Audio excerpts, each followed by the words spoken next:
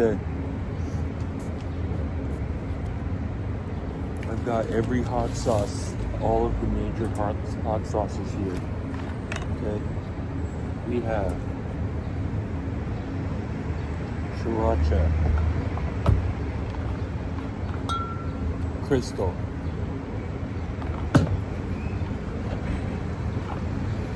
Tapatio, Valentine,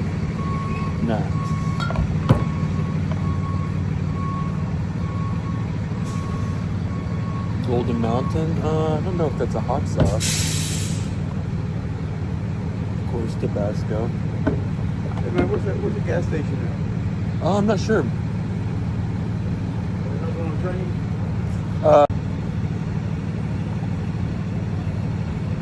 Okay, and La Botanera. I don't think I've tried La Botanera. Okay, so now there is also Chulupa. Wait. You know what I'm talking about. And that one's not here, but that's usually my favorite. But it's kind of a different one. It's kind of veggie. I'll just call that the veggie hot sauce. So first, Tapatio.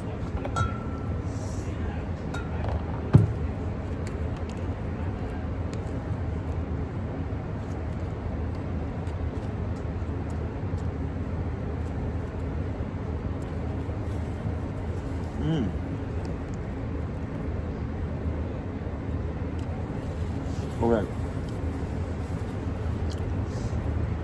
Tapatio is delish. It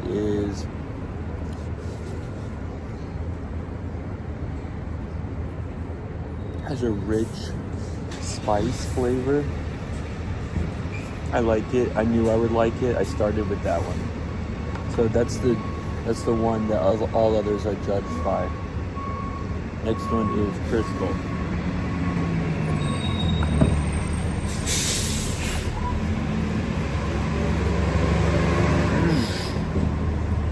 Crystal is more clear, lightly colored, more of a clean taste. It reminds me of New Orleans because I think that's the New Orleans one. Because it's got that clean gumbo spice. So it's very like zingy. Alright, next we'll try Valentina. Salsa picante.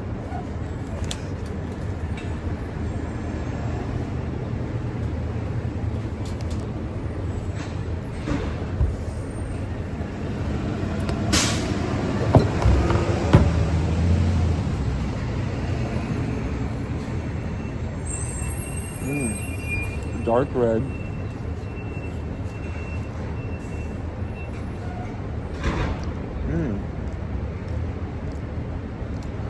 Ooh, that's really good. That's kind of got a spice at the end.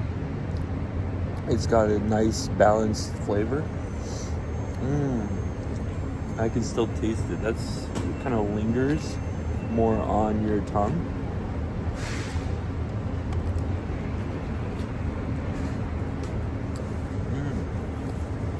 That's good. Okay. Let's do La Botanera.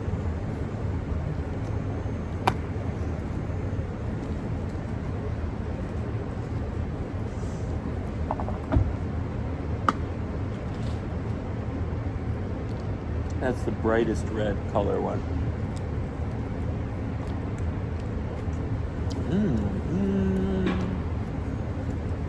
I don't know how fresh that one is. That might have been there for a while. Not my favorite. So La Botanera is out, or maybe it's just expired.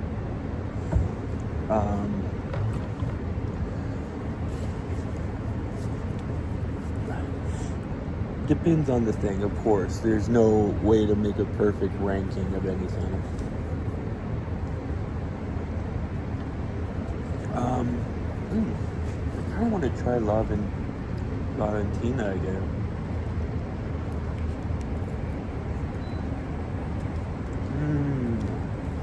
Mexican hot sauce is so.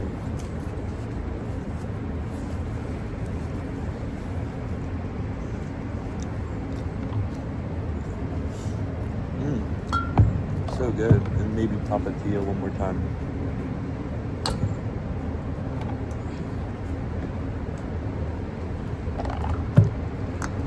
Tapatio is so rich.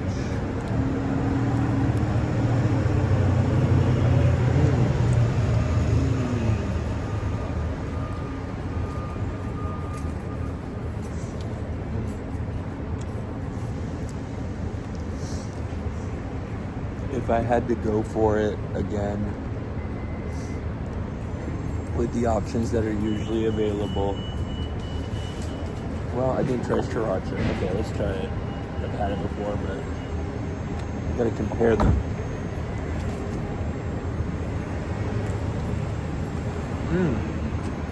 Got it. That one's like, woo.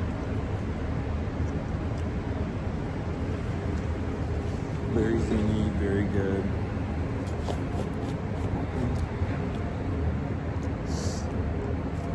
I'm gonna say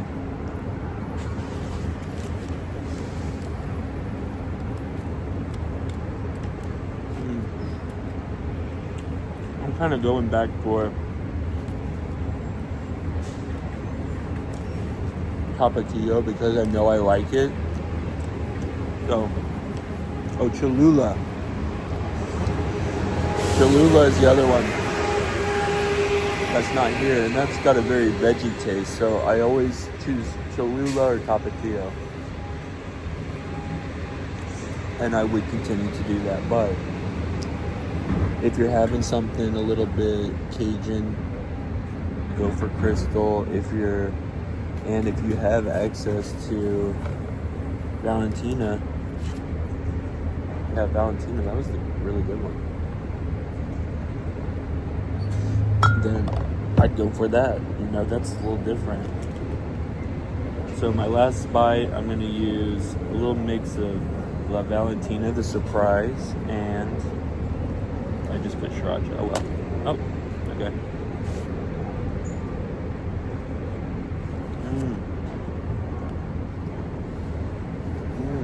Actually, mixing them is good. That's the ultimate. Mixing sriracha and tapatio was really delish. And I mixed in some Crystal. So really, that's the best. Mix some tapatio, Crystal, or Valentina. Oh, the Tabasco is unopened, but you know what that tastes like, so I'm not too worried.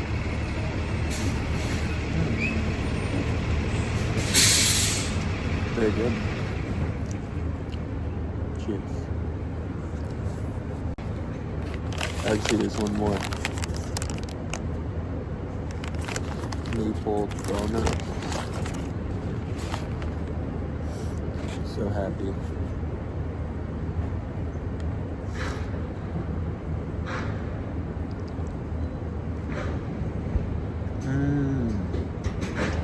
Love that. Damn. One of my favorite flavors of anything. The coffee, really good coffee. Berkeley blend again.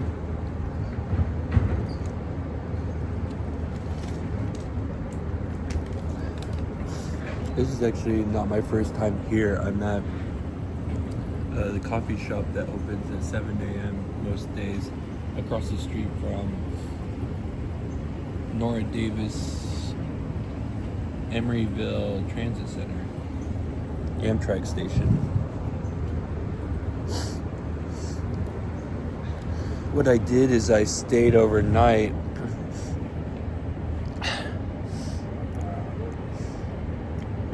in a place with limited luggage storage, so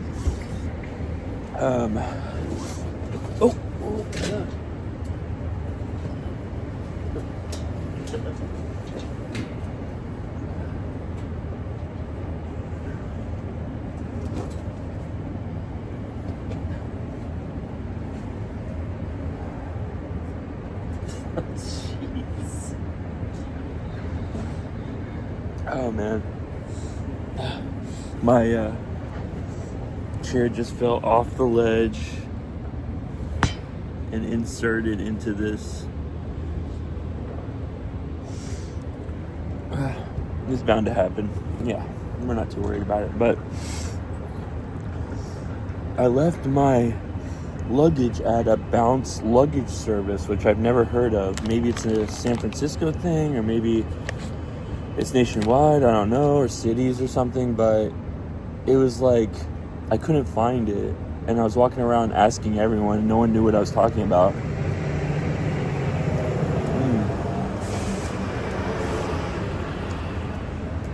And I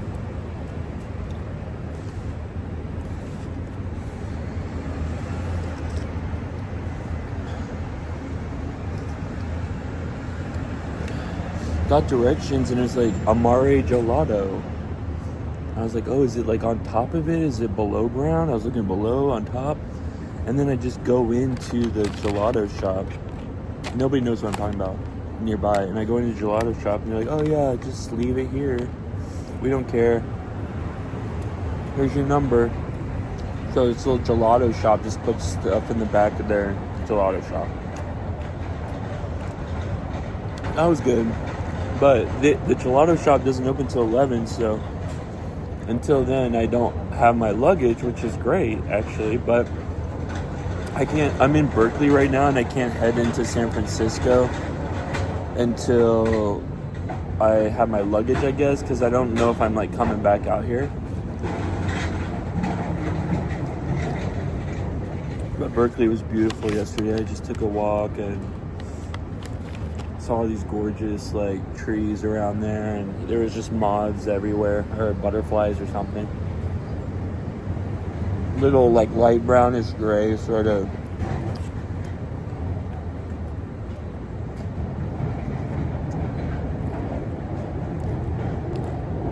flying.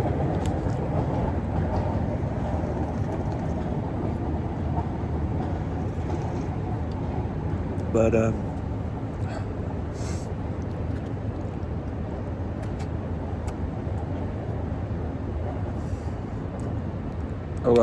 here's my story. The real story. So, I tried woofing, okay? So I bought this like farmer's thing, and I'm like ready to go. I'm a woofer now. Woofing stands for worldwide. I can't even say World War. Worldwide Organization of Organic Farmers. So it's like when you volunteer and people put you up at their farm to work on their farm and learn about farming and enjoy farming. Kind of like not too serious, but it could be, I guess. It's not really meant to be. It's more meant to be like a good experience, and you know, people need help on their farm. But it's also meant to encourage organic farms. So organic farms get a chance to have woofers.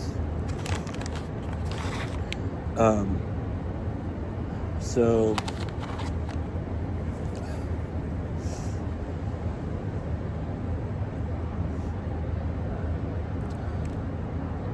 I signed up for one that was a marijuana farm as my first woofing experience. Now,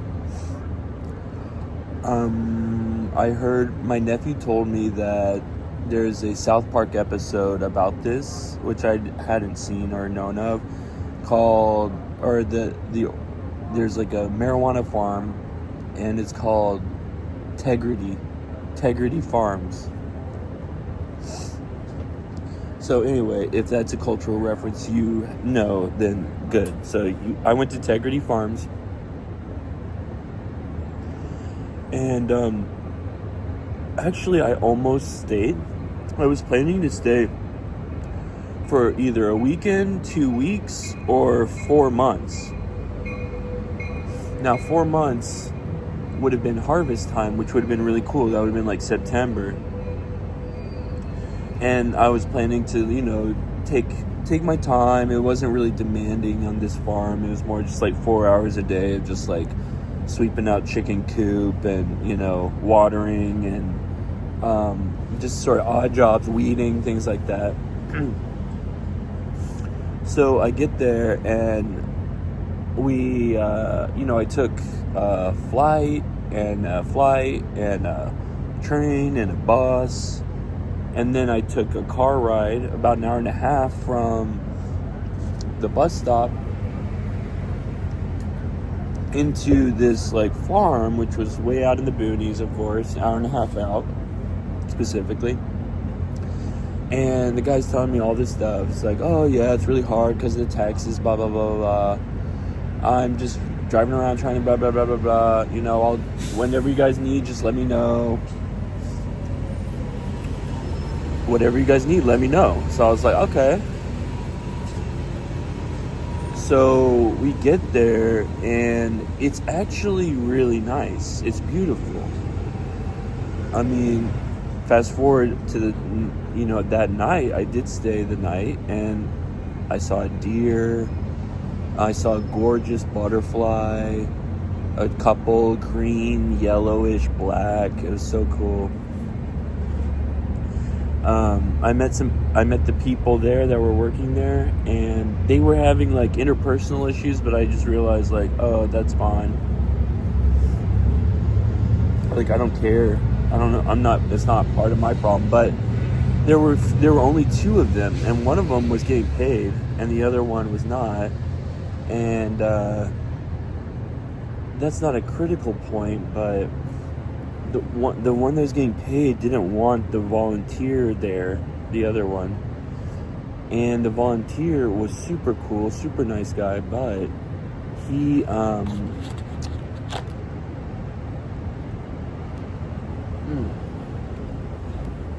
long story short,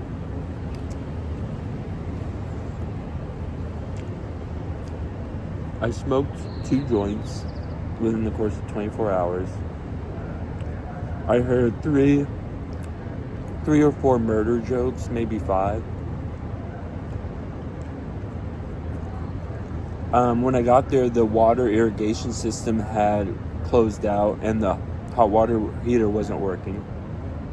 But they got the hot water heater back up, and they were getting the irrigation system back up by the time I left, and I helped to do that. I helped the guy who knew how to do it.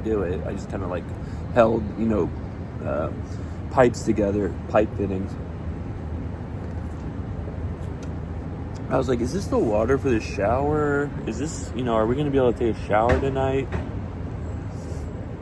Is this, and then, the sleeping situation, we went into, there was a barn, and, it had kind of like cables wrapped up and just kind of hung on to nails, and there was kind of like just a dusty barn, but there was a cot set up with a sleeping bag. So back up, when he's giving me a tour of the farm, he's telling me like, oh, this is where you'll sleep, and it's an RV. It's an old RV. Well, I went in the RV, and it just smelled like mildew, and I immediately thought, I'm not sleeping here. I'd rather sleep outside in a tent than sleep here. So, but there were other options, right? So I went in the next place, and there was it was an old army tent, and there was kind of like a section for each thing, and there was a storage section, a section for another section for storage, a section for cats, the barn cats, for them to have food, for them to have all this, like play area. And then next to that was just kind of an empty spot in the army tent with a hammock, and it's all fabric, it's all like sort of durable army fabric or whatever. The floor, the sides, everything. So that was where the people in my position had slept before. And there was a room with a cot. So that was taken by the other guy, of course. And then there was an RV for the guy who worked there. And then I was supposed to sleep in a hammock Oh, no. They wanted me to sleep, to take the other guy's, who's been there longer, room, and he'll sleep in the barn. And I was like, oh, okay, well, you don't have to do that. I'll sleep in the barn. And they're like, well, actually, the barn, that cot with the sleeping bag in the barn is for the guy who's coming out to fix the pipes. So you can't sleep there. And I was like, okay, well, so where am I supposed to sleep? There was, and they were like, well, you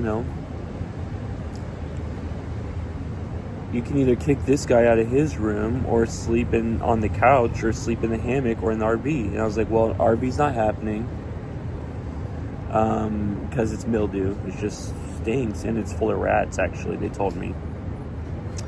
They're like, why don't you put up some sticky tape so that the rats aren't there? I'm like, well, could you have done that a week ago? So why do I have to do that when I'm a volunteer and I'm doing work for you in exchange for room and board, but there's no room?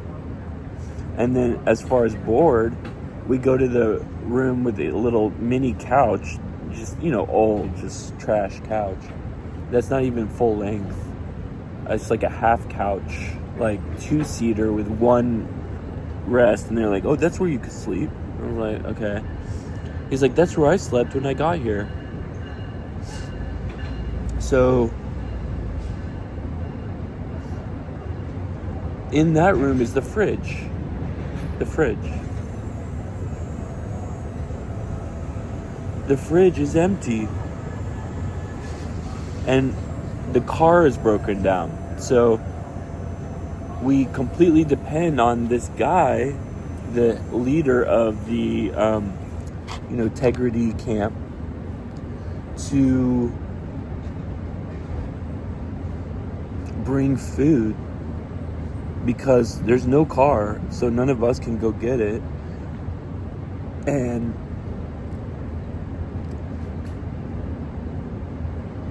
there's no food garden. I mean, there's eggs from the chickens, but it kind of seemed like those were cherished and they were just kind of eating those as they came out.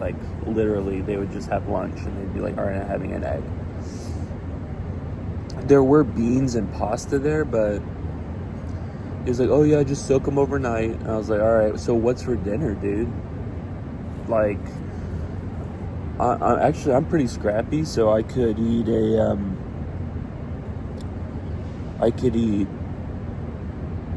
I told him, get some broccoli in here, So I told him I could eat just raw broccoli with some olive oil, and I had some almonds there, so I could just sprinkle the almonds on that broccoli salad, and I would actually be totally full and content.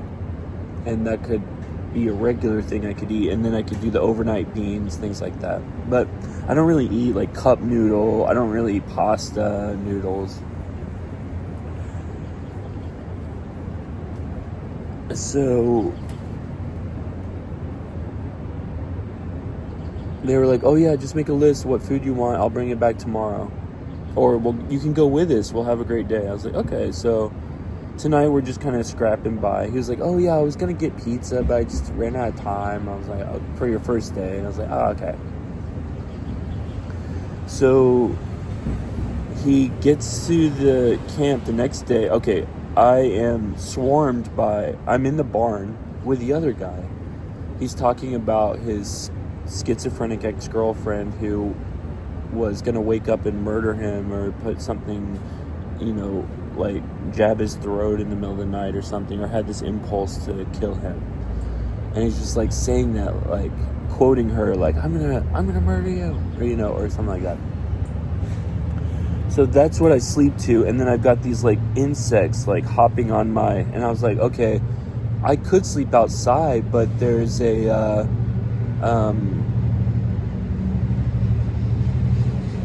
there's no mosquito net. I think I might get eaten up by mosquitoes because I've still got all this attractive scent and lotion from just my normal everyday life, using Lush products and whatnot. That's why I have butterflies landing on me and just right. So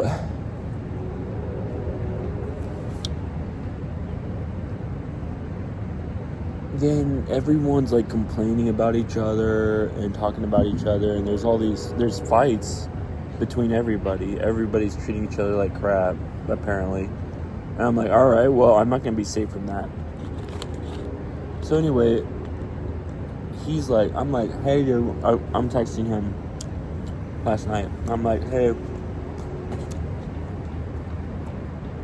I'm leaving tomorrow. Hey, I just don't have proper bedding, and I'm finicky about air quality, things like that.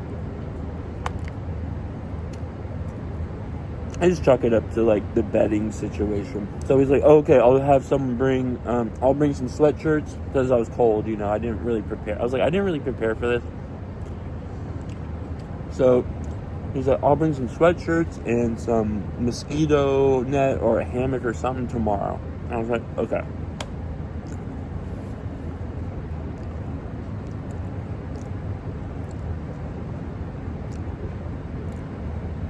So tomorrow shows up. We're all kind of working together. It's like noon, and he's like, no, we shouldn't be working right now, but it's all right. It's like the heat of the day.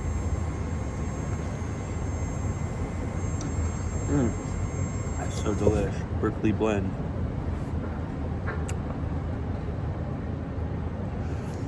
So he shows up, and he's like, oh, I just come in like once a week, but today, I made a special case.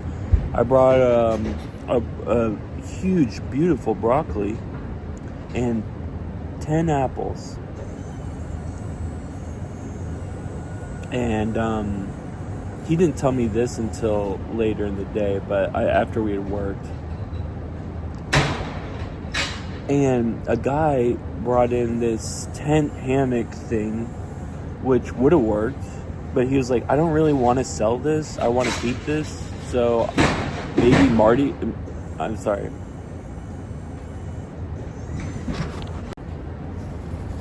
So maybe the farm owner will buy it from me, or maybe you'll buy it from me. I don't know. And I was like, okay, I'm not buying that. And he could buy it, but all I really asked for was a mosquito net but this would work. I was like, wait, are you staying? Because, we have the cot in the barn for you, not for me, the new person. It's for you. And he's like, oh, no, I'm not staying. I was like, okay, well, I guess I could sleep on his cot tonight rather than that shitty piece of nothing hammock. Okay, so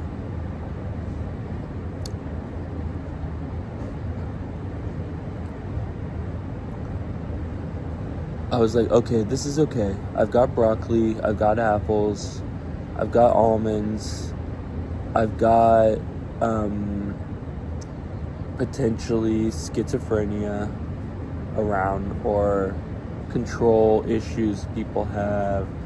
I've got people that don't like each other living in close proximity to me. Also, the night before, like, one guy had his music on, like, all night.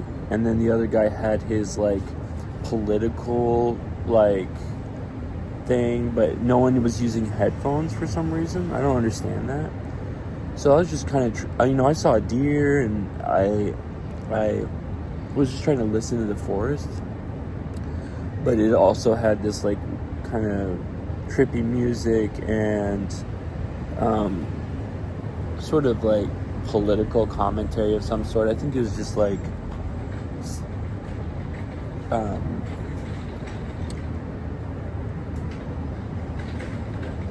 I don't know. I don't even know how to characterize it. Definitely anti-vax though. So that was part of it. But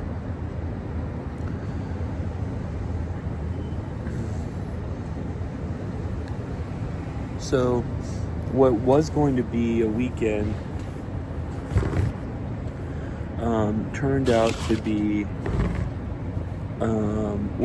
so I went to they were about to leave, the owner, and he just lives back in the city where the bus comes and goes, and he's got all these excuses and ideas for why he can't be at the farm more, because obviously they need him to help out, like, not with labor, they need him to basically lead and tell them what they need, what he needs done.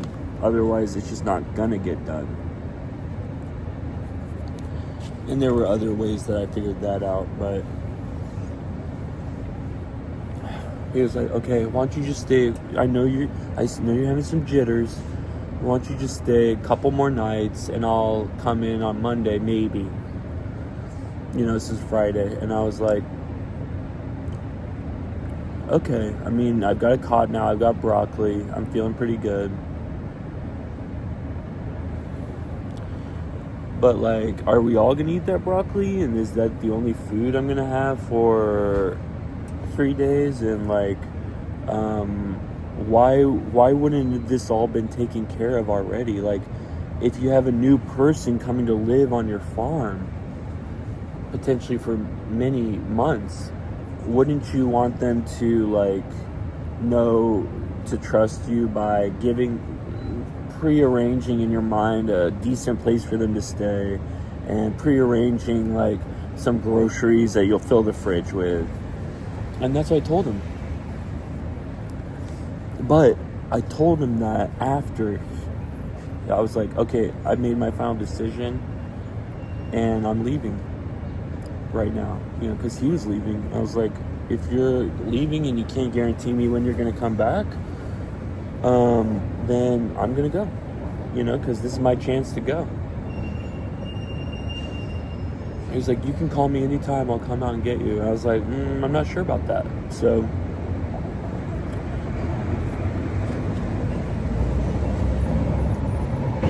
and I think he knew that. He knew that he could just say, oh, no, dude, just chill out, relax, stay at the farm.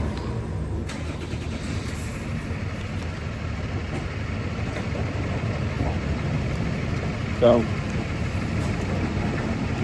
I got my stuff. I already had my stuff packed. I already told everybody my goodbyes, and gave one guy a bar of soap. He was like, thank God, thank you so much. I was like, why isn't he having soap? Why is he using plant matter to clean his underarms in the shower every day? Actually, the shower was dope. They had, like, a view of the forest, and it was contained in, and it was very spacious and clean. But anyway, the food was not there, though, and the bed. So,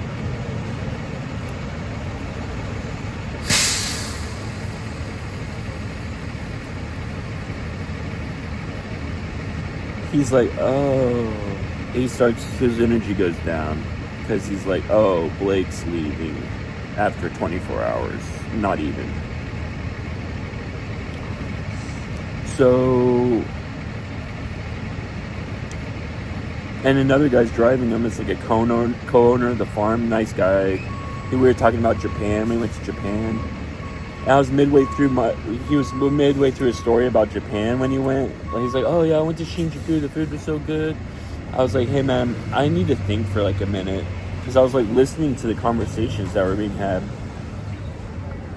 And one guy was like, oh, the other dude, he's totally different when you leave. At night, he says weird stuff. And I was like, And then the other guy was like, the other guy is just like trying to kick me out of here. I don't know what's going on. So I'm listening to all this, and I'm like, this is what I'm going to be stuck with. Like, every night, every day. And I'm not going to have a way to go get food for myself, and I'm not going to have a way to leave. They said that one guy that came before had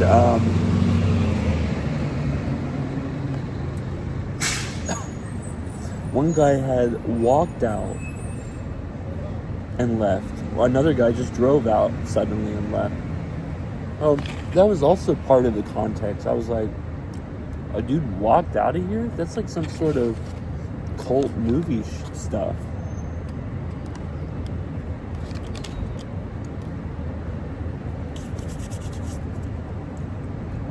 Go.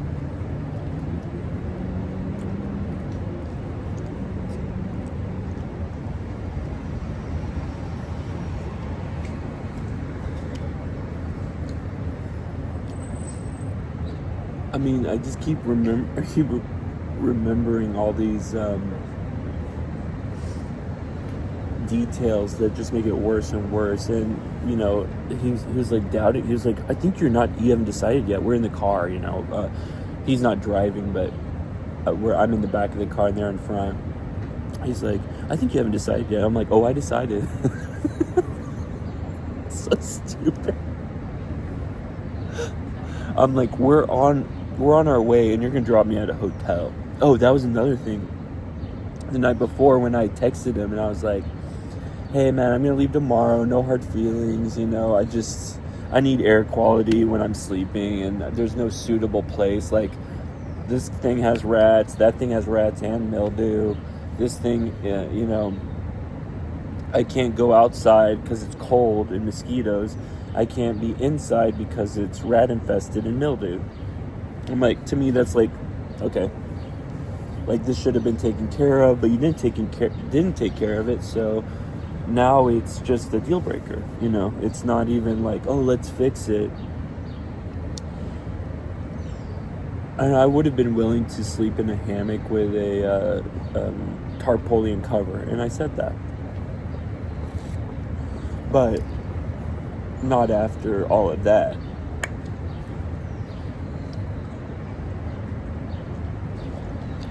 But okay, so, and he was like, I was like, "Could you drop me off for the 12:45 p.m. bus tomorrow? Because I think it's just not gonna be a good fit." He was like, "No, I can't do that. I've got a lot of work on the farm I've got to do. I'm gonna get there at 9 a.m. and I won't be able to make it to take you out before the bus leaves." And I was like, okay. So in my mind, what I did is I thought,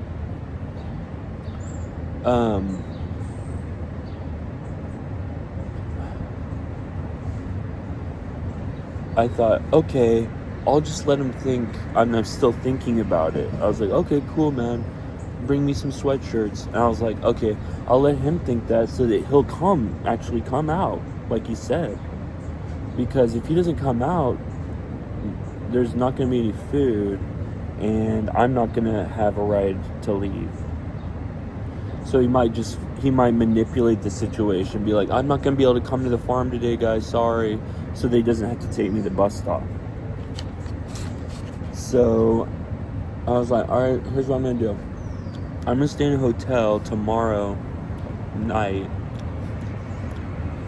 near the bus stop because I found some. It was like $90 for like a motel. I was like, okay. But I'm not going to tell him. Like, I'm keeping it all close to my chest, except I told one guy, and I was just like, because we had like kind of a cool connection, and he had some kooky, you know, sort of like psychological issues, but actually I gave him my email address. I was like, "You're great," and I gave him some soap, and he was like, "Thank you so much. Oh my God, I'm so glad to have soap."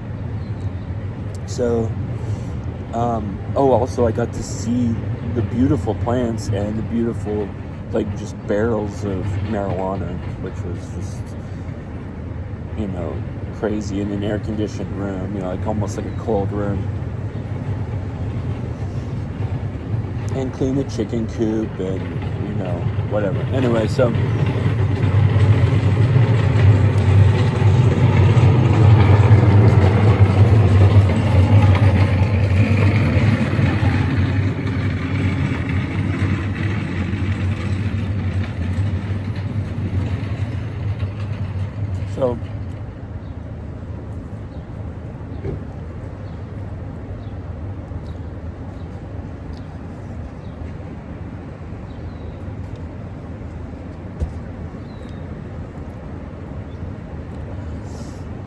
I went to I stayed the night.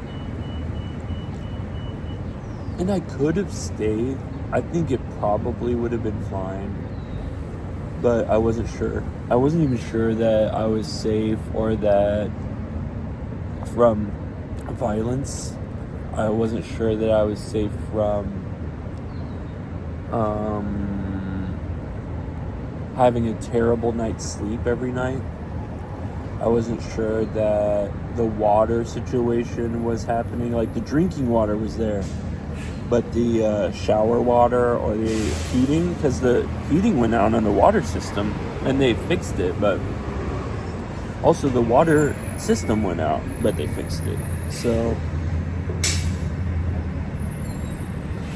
what I chalk it up to as far as blame, and I told someone this, is that the leader of the farm, Tegrity Farm or whatever, didn't do any preparation for my arrival at all. At all. And to be honest, what would you expect from somebody who's literally smoked weed all the time for the past 50 years? What would you expect from someone like that? They don't have, I don't have a problem with smoking weed. I smoke weed sometimes, but if you're constantly smoking weed, you lose track. Like, none of them, they were all constantly smoking, and none of them knew how to just execute. Like, let's make a list of the food we need. Let's make sure it gets done before Blake gets here. Let's not expect him to live in this stink hole full of rats. Let's find something else. Let's figure it out. Let's use some simple logic to and execute on these actions that are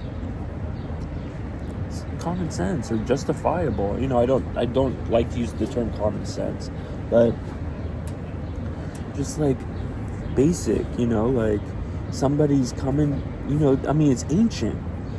The god Zeus in Greek mythology was one of his attributes was the god of hospitality. It was that important. And if I'm coming, especially as a volunteer and not a paid worker, and there's nothing in the fridge, anyway, okay.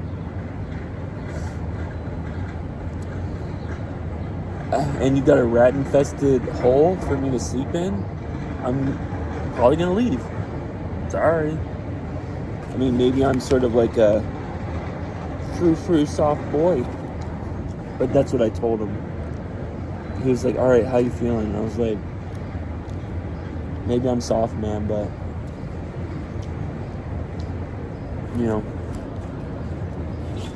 he's like, what do you mean?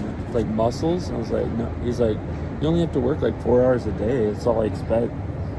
I was like, no. I just can't like sleep like this, and the icing on top is like,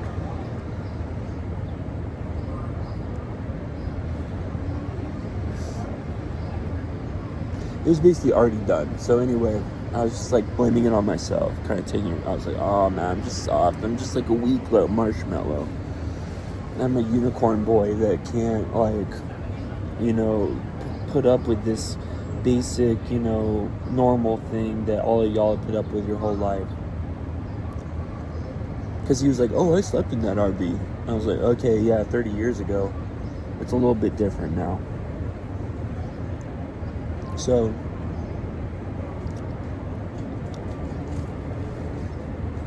I'm blaming on myself so that I can get the car right. I'm like, oh man, I'm just too soft. He's like, okay. So I put my 2 backpacks in there. I took no weed whatsoever. I made a point of that. Because they gave this free weed.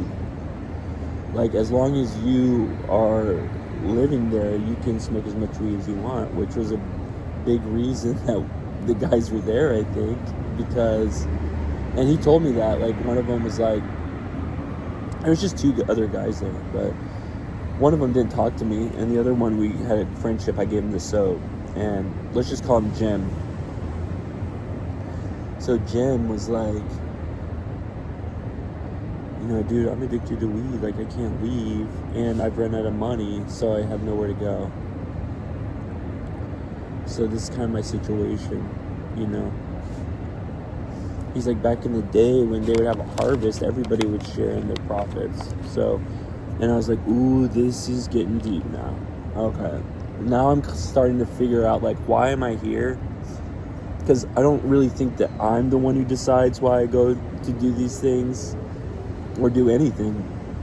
It's just this sort of witnessing I'm on where, perhaps we're all on it, but I've noticed in my own life where I'm there to sort of like hear someone say something or witness something that's gonna happen.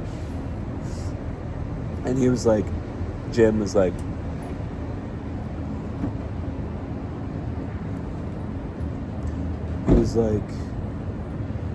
I was thinking about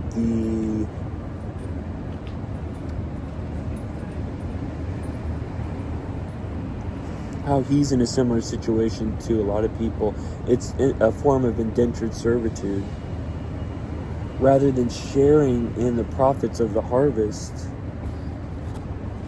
the owner, the rent keeper, the rent taker, who just doesn't even buy soap or sufficient food or decent living standards, gets all the profit.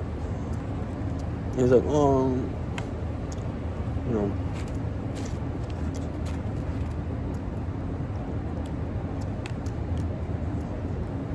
So it was sort of a microcosm, this farm, for society at large in that respect.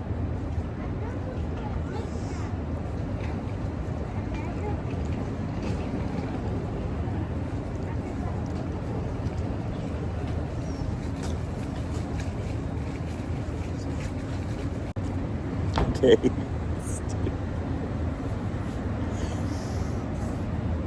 Okay. So, back to when I was leaving. I had my stuff all packed. I just had 2 bags. Like a tote bag and a backpack. So they're like, you got a lot of stuff? And I was like, no. So I put him in the back of the car. I got in the car. And we went down the road, and of course, he's like, we got an hour and a half, let's talk about it. So he proceeded to, first of all, convince me that I was making the wrong decision and that I wanted to change my mind. He's a marijuana salesman.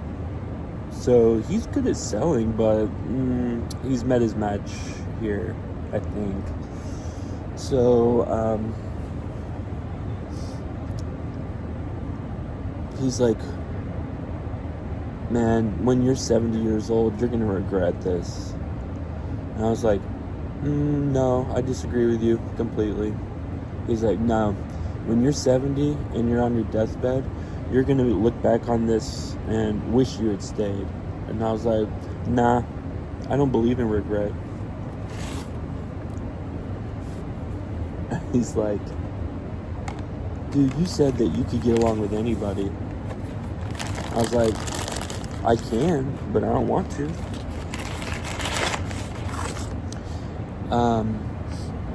And then the guy who's driving, okay, he was like, just this guy that I kind of met for a few minutes, one of the co-owners of the farm, let's call him Larry. So Larry is like, oh man, I was just talking to Jim for a few minutes when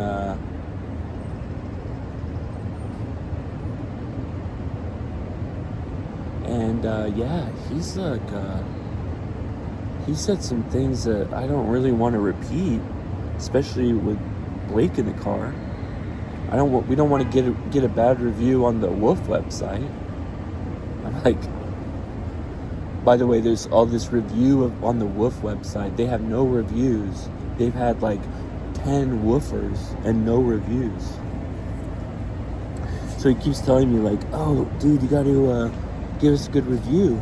That'll be you paying us back for all this. I'm like, paying you back? I've surrendered countless hours getting here, planning this, experiencing it, and then getting a hotel because you won't take me to the bus stop. So I think we're paid up.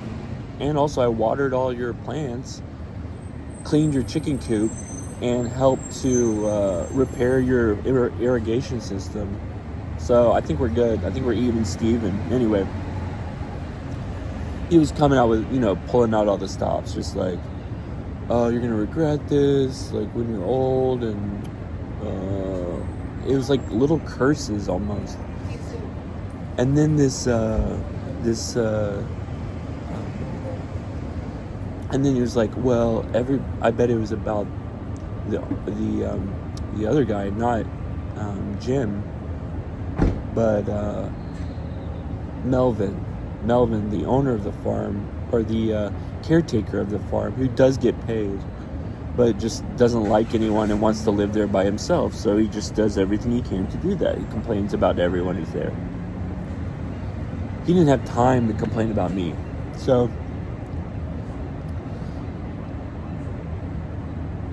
they were like, oh, all those woofers, like the one that walked by themselves out of the farm. It's an 1.5-hour drive. Okay. Walked out of the farm. It's like a Tarantino movie where someone's escaping out of at the end of the Hollywood movie, Once Upon a Time in Hollywood. It's like, or like Kill Bill when she's like, like dirty, like goes to the diner, it's like, can I have a water? So,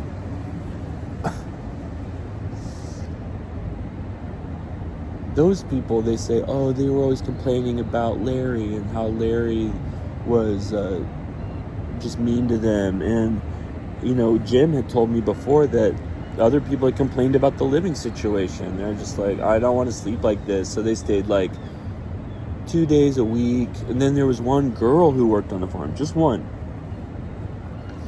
And they all just talk about her very jokingly because she got injured. Like, she had an ankle injury on the farm and left. And they're like, she left after that. And I was like, yeah, I think. And that brought up injury, and I was like, okay, hygiene issues, sharing diseases, okay.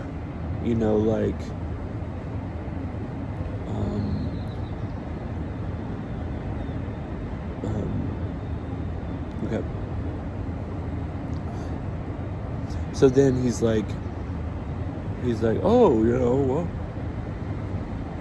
and he's like, why don't we do this? Why don't we drop off Blake right here and let him walk back? Haha, just kidding. But he didn't say haha, just kidding. But he was like, huh. And then the driver's like, no, we're not going to do that. And I was like, oh, this is why I held back. Because if I just told him all the stuff, then he might have dropped me off. He might have gotten really angry and insisted that, or had some words that I didn't want to hear when I was trapped in a car with him. So, and he's like, all right, let's change the subject. The driver's like, stop this, what is this? I don't believe in regret stuff. Like, I don't get it. So he was just like, oh, okay, let's change the subject. Like, so we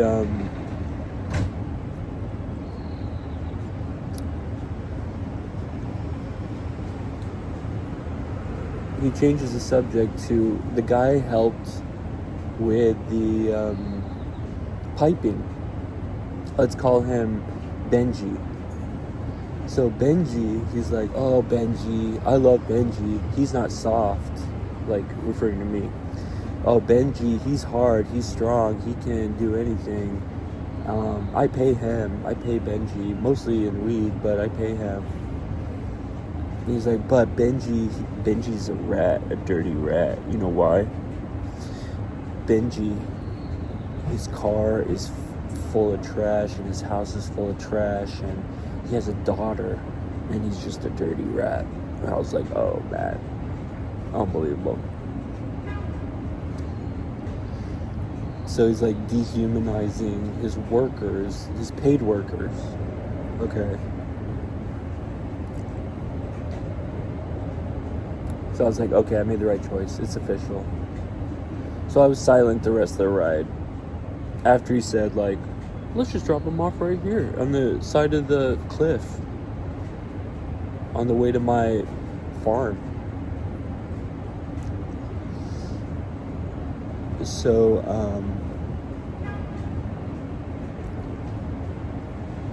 I let them talk about goat memes and chicken memes, and I think also the driver is sort of like trying to distract him so he didn't mess up, because let's say the leader of the farm, the owner of the farm, just talks constantly and doesn't listen to a single word, and he's always complaining about no one listening to him when he's never actually heard another word that's ever been said.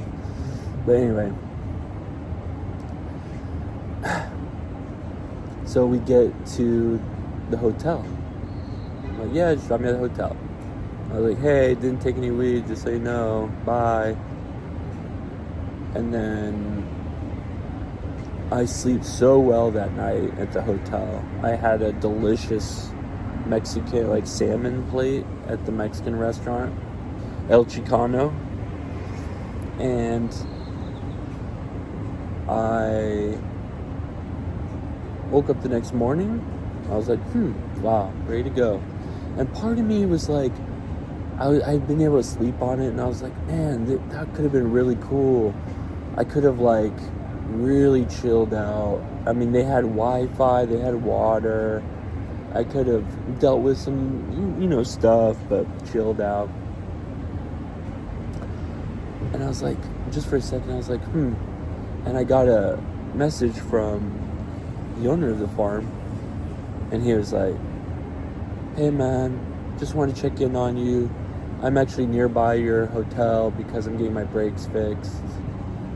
Tell me if you want to come hang out. I know you might have a couple hours for the bus leaves at 12:45. Well, I had gotten a ticket earlier than that, and so I just called him, and I was just like, hey, I want to tell you the exact reason, now that we're out of the car, but I didn't say that, the exact reason why I'm not going here, and all that other stuff was just kind of icing on the cake. If you had just filled the fridge and found a cot for me, a decent living situation, before I got there, or the day I got there, I probably would have stayed. And that made him so mad, because it was his fault from my perspective, and he didn't want me to leave a bad review, and he didn't think he had any negative responsibility. He's like, what? I'm giving you this gift. You get to live here, for free. And I was like, yeah, but I'm going to help you with your farm and for free. And the deal was room and board, and you provided neither. Like, I hadn't eaten until I got that Mexican plate after I got back. So, oh, man.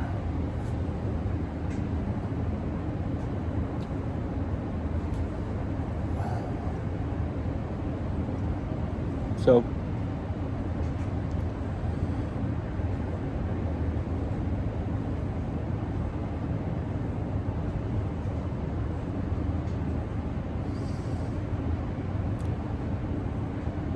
he was like, you listen to me. Or he was like, wait. Have you been on WWOOF before? Have you seen other places, what they have? And why didn't you just sleep on the or an RV. And I was like, I already told you it's unsuitable for a human. He said, why didn't you sleep on the couch in the break room? And I was like, I guess I could have, but I didn't think I would want to do that for 4 months. Or one night, for that matter. It's like, why didn't you just, it's like a half couch, it's not even a couch. It's like behind a table, under a table. Oh, why don't you sleep in the army tent? Oh, the rat-infested tent? On a hammock that sits on the floor, basically. My butt's on the floor. Well, why didn't you put out the rat traps? Why didn't you put out the rat traps? It's a couple days, right? I don't know. He's like, well, you are soft. Maybe you are soft. So, he's like, this is how it is, man, And I was like, all right, well, I don't want to have an argument, so I'm ending the conversation. He's like, you listen to me. Boop. Then he leaves like 2 voice messages, like, no. I was trying to tell you, no. Because he kind of realized, like, oh shit, he's going to give me a bad review. That's what he's worried about, is the review.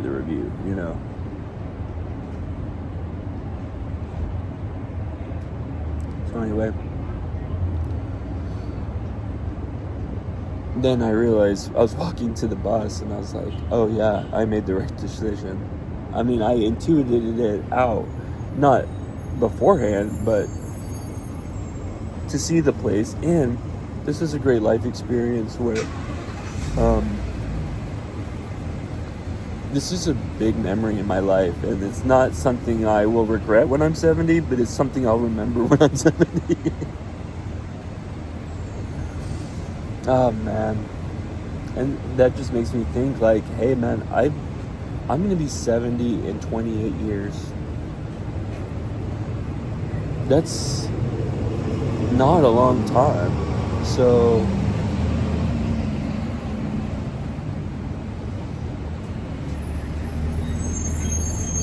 I'm glad that I'm just doing this stuff. Like, I see people with a cane or, whatever.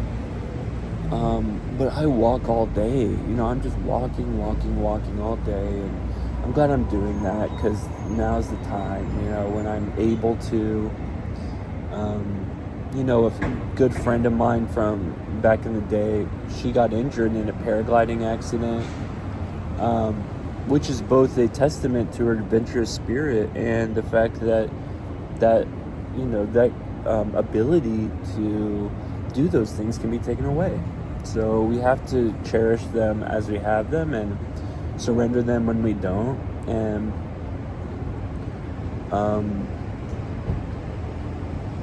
I think that I have a sense of adventure and bravery that allows me to put myself in uncomfortable, weird situations like this and take a risk and derive what I derive from it. Because also I'm a storyteller, I'm an artist, and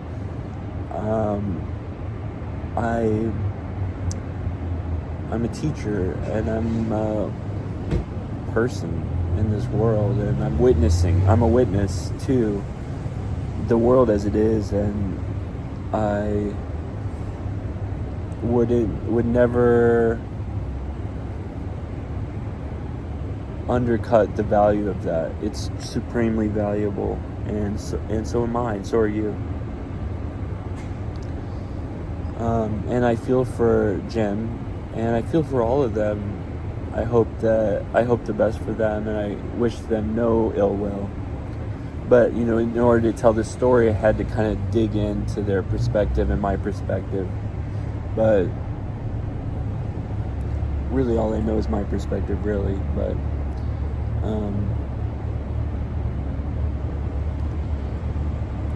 But that was supposed to be my next 4 months. So now I'm in Berkeley. I stayed the night in Berkeley. So it's been 2 nights in hotels. And I'm in one of the most expensive cities in the world, San Francisco. I could get a hostel in San Francisco for not too much, but I know that if I'm in San Francisco, I'm going to be eating snacks and, and I'm kind of like running low on money from the train ride and all that traveling and stuff. So I've got to like settle and basically look into income opportunities. Like, I just haven't been doing that because I've been trying to set myself up with an alternative living situation, really, clearly. And there was another farm that I looked at that looked really good, and that kind of fell through too. And there were a couple different opportunities. Like, there's a Buddhist monastery nearby, and I was going to go there after a while.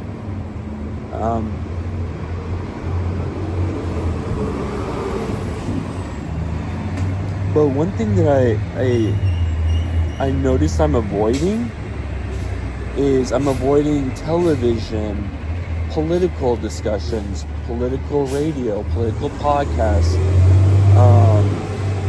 noise pollution, media. Like, I don't want to be part of that. I don't want that in my life. And that was part of the calculus of this. Is just, I don't want, like, when I was in Japan for 5 years, the past 5 years, I didn't have a TV at all. And I didn't miss it. I watched a ton of YouTube, and I watched a ton of, I did watch some things on my iPad, but I didn't just flip channels, or I was very, focused about what I wanted to watch, and it became very wholesome, I think. So another thing that I've gotten from this is I've packed, here's my Sawyer water filter.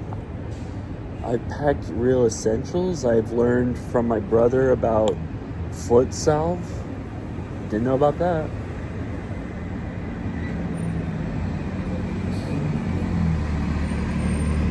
It's better than lotion. It's awesome. So, learned about water filtration. I've learned about when you're breaking in shoes, you have to heal your feet with foot salve, and I've learned the actual things I need, and how to take trains and buses in the United States properly, and how to pay for things and not use too much cash. Use NFC or tap pay method, also for buses and whatnot, so that's been cool. But I think there's been a lot of benefits, and that's what I'll focus on, is the benefits I have derived from this. I think I needed there's a new M83 album. It's like a soundtrack, and the first song is A Necessary Respite, something like that. And when that song came on, I thought, this was a necessary respite. So there's a chance that right now I'm thinking I was going to go to Medford, Oregon for a different woofing situation, but that kind of fell through. It was kind of a weird communication issue, and another group that was being really demanding right off the bat, and I was like, this is a volunteer thing. What do you... So I just kind of I was just like, no, never mind. They were like, but you did this, you did that. I was like, never mind, it's fine. Because as far as I'm concerned, if you're having free labor on your farm, then you don't have to roll out the red carpet, but you have to be nice, and you have to provide food. and have it caught with no rats.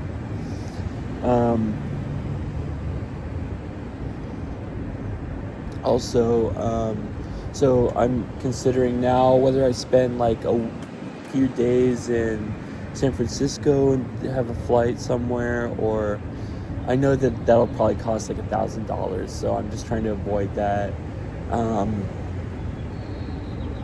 It'll just go, the money will go like nothing, and I'd like to save some of my money to just get me until I find my next thing, and that'll set me up for the next. But I was like, maybe this is my next thing, and then it'll get me to the next thing, then it'll get me to the next thing.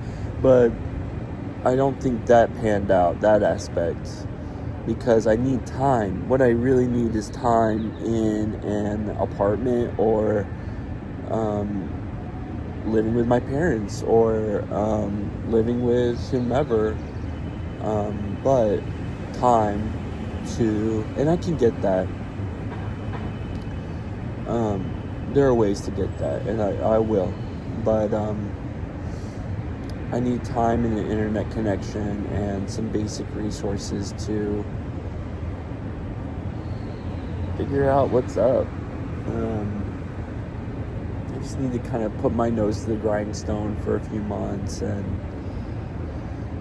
I got my giggles out. Like, I really wanted, last time I was at this coffee shop, actually, I was at the end of my train ride, near the end, or of my train ride across the country, and I did that, and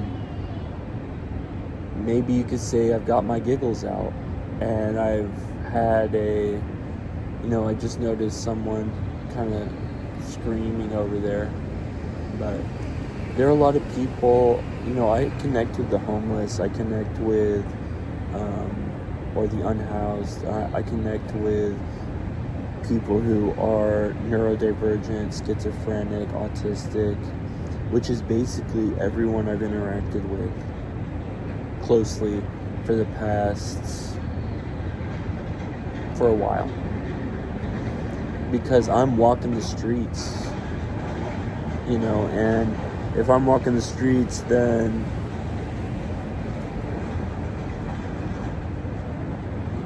there's people that walk the streets, and they're on the street.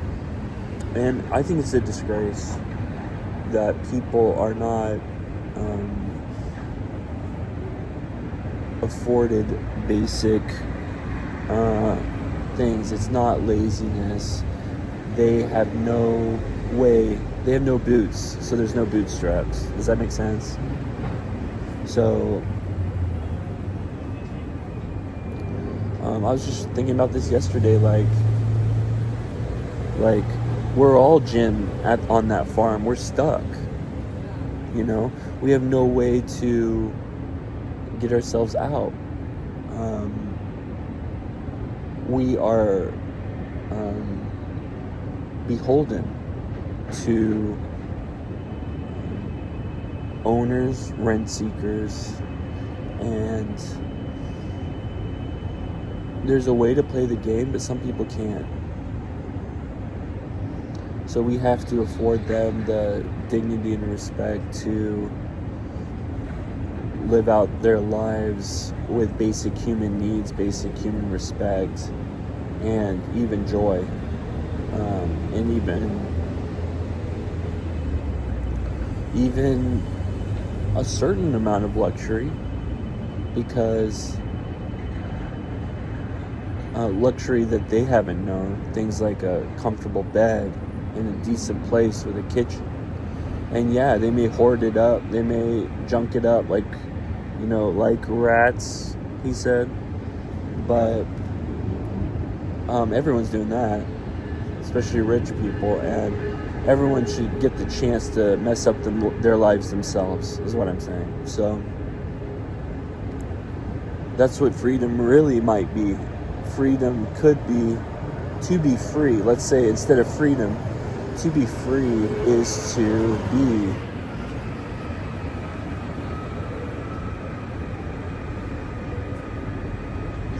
without basic need,